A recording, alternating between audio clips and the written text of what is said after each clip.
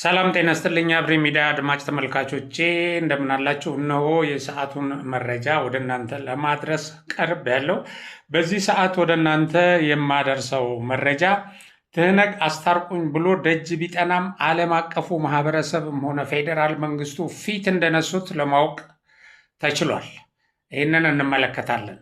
ህወሓት እነማንን ደጅ ጠና እነማንን ቢያሉት የሚለውን በዝርዝር እንመለከታለን። በሌላ በኩል እንግዲህ ያው ህወሓት ራሱ በጫረው ጦርነት ክፉኛ እየተቀጠቀጠ እና የሚሞክረው ቦታ ሁሉ በጥቂት ደቂቃ ውስጥ እየተሰበረበት ያሰማራቸው ወታደሮች ግማሾቹ ሲደመሰሱ፣ ግማሾቹ የከዱት፣ ግማሾቹ ጥይት ሳይተኩሱ እጅ እየሰጡ በመሆናቸው ነው ለሰላም ድርድር እጅ እሰጣለሁ ብሎ በሚስጥር ሙከራ ያደረገው። ይሁንና ይሄ አልተሳካለትም። ይሄ አልሳካ ሲለው ደግሞ የለም በሰላም መንገድ ሳይሆን በጦርነት ነው ችግሬን የምፈታው ብሎ ደግሞ የደነፋበት ሌላ መንገድ አለ። ያው ሸፍጡን የሚያሳይ አቀራረብ ማለት ነው። እንግዲህ ከዚህ ጋር ተያይዞ የህወሓት ቡድንም ሆነ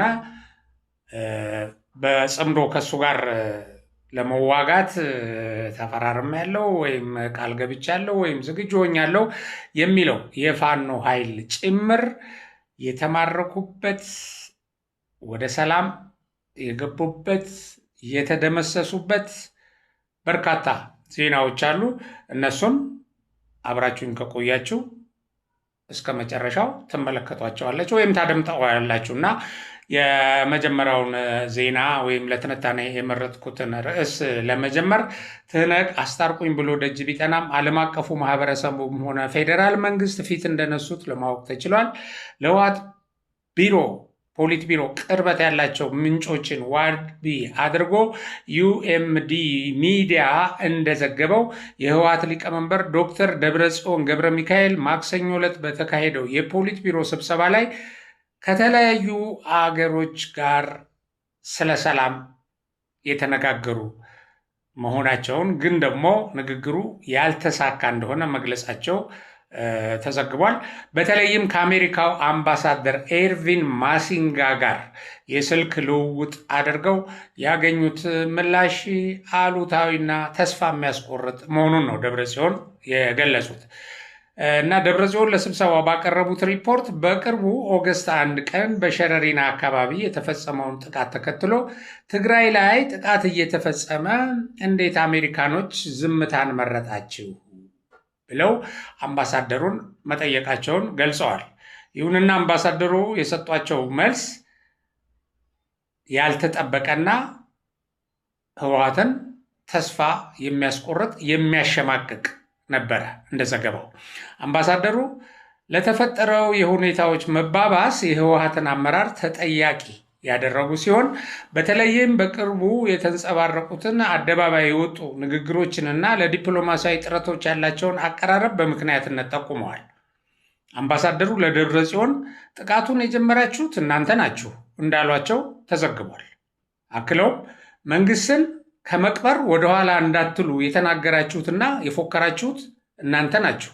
ዲፕሎማሲን የጣላችሁት እና ያጣጣላችሁም የሰላሙ መንገድ የዘጋችሁ ከጦርነት ውጭ ይሄንን መንግስት ከመቅበር ውጭ ምርጫ የለንም ያላችሁ እናንተ ናችሁ ሲሉ በጠንካራ ቃል እንደገሰጧቸው ተመልክቷል። ይህ ምልልስ የተሰማው እንግዲህ በቅርቡ ብሔራዊ ውድመት በፍጹም አንፈቅድም በሚል መሪ ቃል በተካሄደ የህወሓት የህዝብ መድረኮች ላይ ከጊዜ ወደ ጊዜ እየጨመረ ከመጣው ግጭት ቀስቃሽ ንግግሮች እና ፉከራዎች ማግስት ነው። በእነዚህ መድረኮች ላይ እንደ ደብረጽዮን ገብረ ሚካኤል እና ፈትለወርቅ ገብረ እግዚአብሔር እና ጀነራሎቹም ሌሎች ባለስልጣናትም በጠቅላይ ሚኒስትር አብይ የሚመራውን የብልጽግና መንግስት የመቅበር ጉዳይ በተደጋጋሚ ሲያነሱ መሰማቱ ይታወሳል እና ማሲንጋም ይህንኑ አንስተው ነው እና የሰላም መንገድ ወይም የድርድር መንገድ ከፌዴራል ጋር ማሳካት የማይቻል እና ይሄን መንገድ ራሳችሁ የዘጋችሁት ነው ብለው የገለጿቸው እና አንድ የአሜሪካ ኤምባሲ ምንጭ በአምባሳደሩና በደብረጽዮን መካከል ይህ ምልልስ መደረጉን ማረጋገጡንም ዘገባው ጠቁሟል። እንደ ምንጩ ገለጻ አምባሳደሩ በቅርቡ ከኤርትራ ወደ ትግራይ የገቡ ታንኮችና መድፎች መኖራቸውን አሜሪካ እንደምታውቅ ለደብረ ጽዮን የነገሯቸው ሲሆን ህወሓት መሬት ላይ ያለውን እውነታ በተሳሳተ መንገድ ማቅረቡን መቀጠል እንደማይችል በጥብቅ አስጠንቅቀዋል።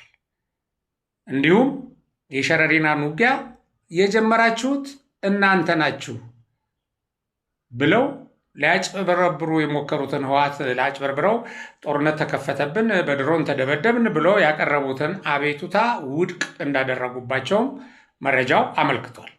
እንግዲህ በህወሓት በኩል የሚሰማው የመቅበር ንግግር ውዝግብ ግን አሁንም እንደቀጠለ ነው። ኦገስት 13 የህወሓት ቃል አቀባይ ሚካኤል አስገዶም ለድምፂ ወያኔ ሲናገር የትግራይን ግዛቶች በሰላማዊ መንገድ መመለስ ቢቻልም የብልጽግናን ስርዓት መቅበር አሁንም አስፈላጊ መሆኑን ገልጸዋል እና ቃል አቀባዩ በውይይት በሰላማዊ አማራጭ የሚደረግ መፍትሄ አልፎበታል። የኛ ዓላማችን ምንድን ነው? ወልቃይትን ውሰዱ ብንባል እንኳን 4 ኪሎ ላይ ያለው ስርዓት እስካልተቀበረ ድረስ ከአጋም ጋር የተጠጋ ቁልቋል ሲያለቅስ ይኖራል እንደሚባለው ስርዓቱ እስካልተቀበረ ትግራይ ላይ ሰላም አይመጣም ብለን መግባባት ላይ ደርሰናል። ይህንንም ለማስፈጸም እንንቀሳቀሳለን ብለዋል።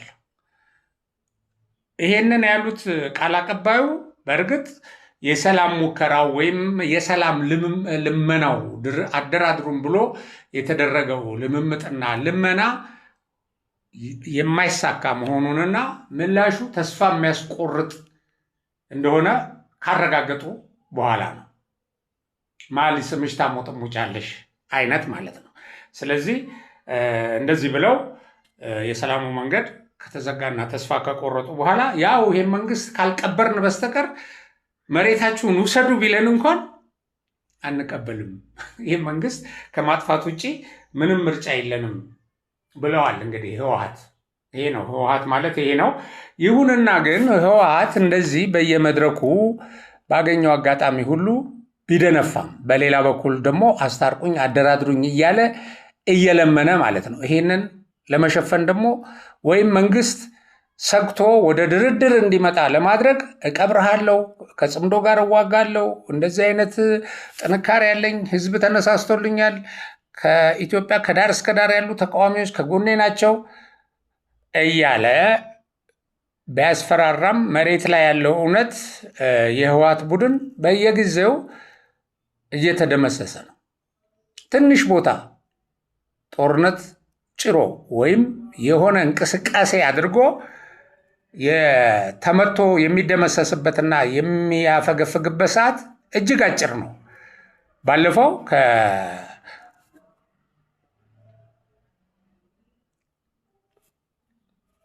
አላማጣ አካባቢ ከተደመሰሰ በኋላ ያው በአጭር ጊዜ ነው። እሱም በአጭር ጊዜ ጦርነት ብዙ ውድቀት ደርሶበት ብዙ ኪሳራ አስተናግዶ የተረፈ ኃይሉ ተበታትኖ ወደኋላ አፈግፍጓል።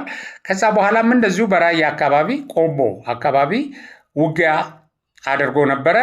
እዛም በጣም በርካታዎች 127 የህወሓት አባላት የተማረኩ ናቸው። ይሄ እየሞተ እየተዝረከረከ እየጎተቱ የሚወስዱት ሬሳ ወይ በየጫካው የሚጣለው እሱን አይጨምርም እና 127 የህወሓት ተዋጊዎች 18 ደግሞ በጽምዶ ከህወሓት ጋር የተሰለፈ እና ክልሉን አማራ ክልልን ለጦርነት አውድማ እንዲሆን ያመቻቸ የፋኖ ኃይል ደግሞ እዚሁ ቆቦ አካባቢ ተማርኳል። ይህ የሆነው በአንድ ሰዓት ውጊያ ውስጥ ነው እና አሁን ሰራዊታችን ተልኮ የመወጣትና ጠላትን የማንበርከክ ቁመናው በጣም እየጨመረ ነው ያለው እና በአጭር ሰዓት በአነስተኛ ኪሳራ ነው እየደመሰሰ ያለው እና ዛሬም በራያ ግንባር በጮቢ በርና ዋጃ መካከል ልዩ ቦታ ሀብሎ መንደር ላይ ያልተቀደሰ ጋብቻ የመሰረቱት ጽንፈኛውና የትህነግ ታጣቂ በጀግናው ሰራዊታችን ላይ ትንኮሳ ፈጽመው ከፍተኛ የሆነ ሰብአዊና ቁሳዊ ኪሳራ ደርሶባቸዋል። በአጭር ሰዓት እስካሁን በደረሰው መረጃ ከጽንፈኛ ቡድኑ የተደመሰሰ 18፣ ከዚሁ ከጽንፈኛው ቡድን የቆሰለ 20፣ ከትህነግ ሚኒሻ የተደመሰሰ 16 የቆሰለ 5 ይገኙበታል። እንግዲህ ይሄ በዚህ በጠቀስንላችሁ በራያ ግንባር ነው። ይህ በእንዲህ እንዳለ ደግሞ በዚሁ በዛሬው ቀን በዚሁ በራያ ግንባር ለውጊያ ሊያሰልፍ ይሄ ኃይል ሲመታበት ይህን ኃይል እንዲደግፍ ከኋላ አስገብቶት የነበረው ኃይል ተበትኖበት ወደ ሀራ መሬት ተቀላቅሏል እና ህወሓት የሚይዘውን የሚጨብጠውን ነገር አጥቷል በየአውደ ግንባሩ።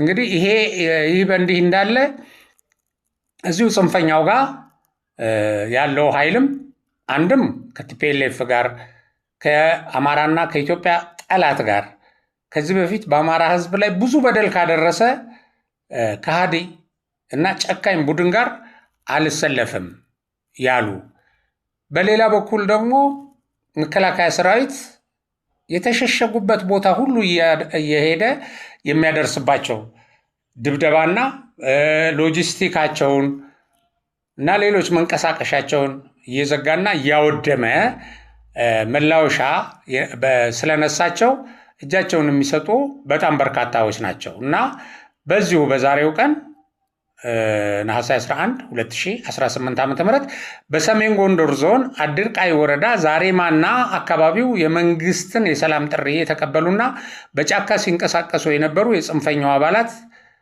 ከ10ኛ እዝ መብረቅ ክፍለ ጦር ለ10ኛ እዝ መብረቅ ክፍለ ጦር እጃቸውን ሰጥተዋል።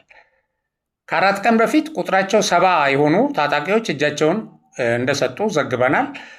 ይህንን በተለያዩ ሚዲያዎችም ተመልክታቸዋል እና ይሄ የሚታወስ ሲሆን አሁንም ብዛታቸው 25 የሆኑ የጽንፈኛው ታጣቂዎች የተደረገላቸውን የሰላም ጥሪ ተቀብለው ከነሙሉ የጦር መሳሪያቸውና ተተኳሽ ለሰራዊታችን እጅ እንደሰጡ የመብረቅ ክፍለ ጦር አዛዥ ኮሎኔል ስንታየው ሰኢድ ተናግረዋል።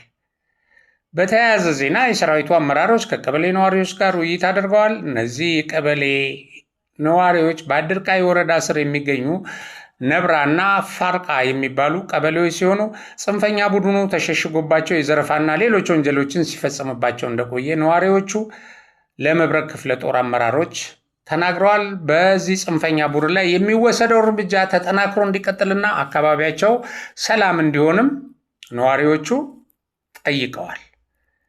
እንግዲህ በመጨረሻ ወደ እናንተ የማደርሰው ጉዳይ ትናንትም እንደው በቀለል ባለ መንገድ ያቀረብኩላችሁን አዲስ አበባን የተመለከተ ጉዳይ ነው። ይሄ አዲስ አበባን የተመለከተ ጉዳይ መረጃው እየተዛባ ያልተባለው ተባለ እየተባለ ወይም ይሄ ምክክሩ ሳይቋጭ አንዳንድ አፍራሽ መረጃዎች እየወጡ ህዝብን እያሸበሩና እንደገናም ደግሞ አንዳንድ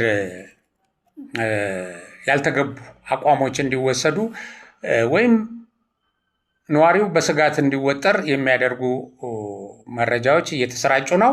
ለማንኛውም ይህንን በተመለከተ በምክክሩ ላይ በታዛቢነት የሚገኝ አባል ምስክርነቱን ጽፏል። በታዛቢነት በመድረኩ ያለማቋረጥ እየተሳተፈ ያለ ሰው ምስክርነት ነው። ከዚህ በኋላ ማነብላችሁ እና ምን ይላል ተናጋሪው? በሀገራዊ ምክክሩ ጉባኤ በታዛቢነት እየተሳተፍኩ ነው። ስለዚህ እሱም በተመለከተ የራሴን መረጃ ህዝቡ እንዲያውቀው አቅርቤያለሁ ይላል። ስለዚህ ይሄንን ሰብሰብ ተደርጎ ባጭሩ እንደሚከተለው ቀርቧል። የምክክሩን ስኬት በማይሹ ወገኖች የተሰራጨውና ወቅታዊ ትኩሳት የፈጠረው የአዲስ አበባ ጉዳይ እውነታው ይልና አንደኛ የፈረምነው ያልመከርንበት መጨረሻ ላይ ከላይ የመጣ ጉዳይ ነው ተብሎ የተነገረው ፈጽሞ ሐሰት ነው ይለናል ታዛቢው። ሁለተኛ መጀመሪያ ላይ አዲስ አበባን በተመለከተ 4 አቋሞች ቀረቡ ይላል።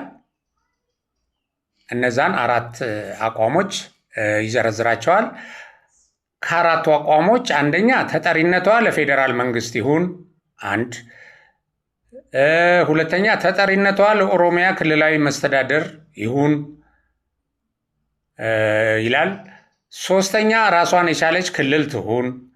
አራተኛ ሲቲ ስቴት ትሁን የሚሉ ነበሩ የተነሱት አዲስ አበባን አስመልክተው ማለት ነው። እና እንግዲህ ይሄ ለውይይት ከቀረበ በኋላ ንግግር ውይይት ተደርጎበት ወደ ሁለት አቋም ተደረሰ ይለናል ታዛቢው። ወደ ሁለት አቋም ተደረሰ። አራቱ ወደ ሁለት ተሰበሰቡ። ከነዚህ ውስጥም አንዱ ለፌዴራል መንግስት፣ ሁለተኛው ለኦሮሚያ ክልላዊ መስተዳድር ስር ትተዳደር። አንዱ በፌዴራል መንግስት ስር፣ ሁለተኛ በኦሮሚያ ክልላዊ መስተዳድር ስር ትተዳደር የሚል ሐሳብ ይሄ ተጨምቆ ወጣ። ሁለቱ ሐሳብ ማለት ነው።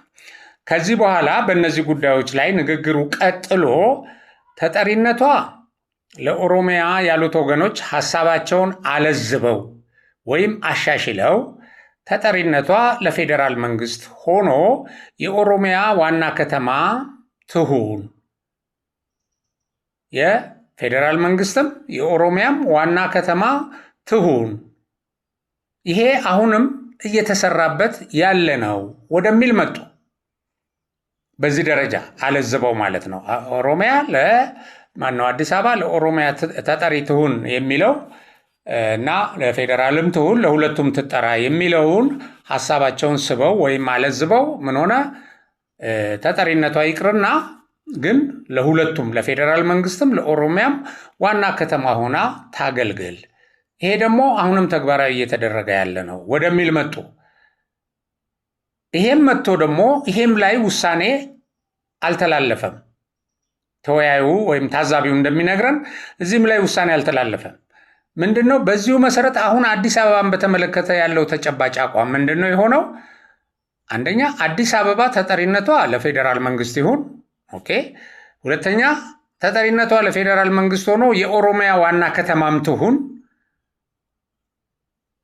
ሆነና እንግዲህ ይሄ በታዛቢነት እየተሳተፈ ያለው ሰው እንደተናገረው ምንድነው የሚለው? ይሄም ሆኖ በምክክር ጉባኤው ላይ ሳይወሰን ለሌላ አካል ለውሳኔ እንዲቀርብ ወይም በሌላ መድረክ ላይ ምክክር እንዲደረግበት ቀረበ። ማለት ይህ አካል መንግስት ሊሆን ይችላል። እንደገና ሌላ የዚሁ በምክክር ጉባኤው ላይ እንደገና ሌላ መድረክ ላይ ደግሞ እንደዚሁ ውይይት ተደርጎበት መስማማት ሊደረስበት ይችላል። ለጊዜው ግን እዚህ ላይ ቆመ። ይሄም ውሳኔ ሆኖ አልተላለፈም ነው የሚለን እና እንግዲህ በሂደቱ ከተሳተፈ ሰው በላይ ምን ማስረጃ ማቅረብ ይቻላል? እና ለቅሶውስ ይሄ ጩኸቱ ከፍየሏ በላይ የሚሉት አይነት አልሆነባችሁ? ይህን ሁላችንም ልናገናዝብ ይገባል። እንግዲህ ያለው ሁኔታ ይሄ ነው። ወደ እናንተ ያደረስኳቸው መረጃዎችም እኔ በዚሁ ያበቃሉ። በሌላ ፕሮግራሜ እስከምንገናኝ ድረስ አብሬን አስታውሷት። ያው ሰብስክራይብ፣ ሼር፣ ላይክ ማድረግ እንዳትረሱ። ሰላም ሁኑልኝ።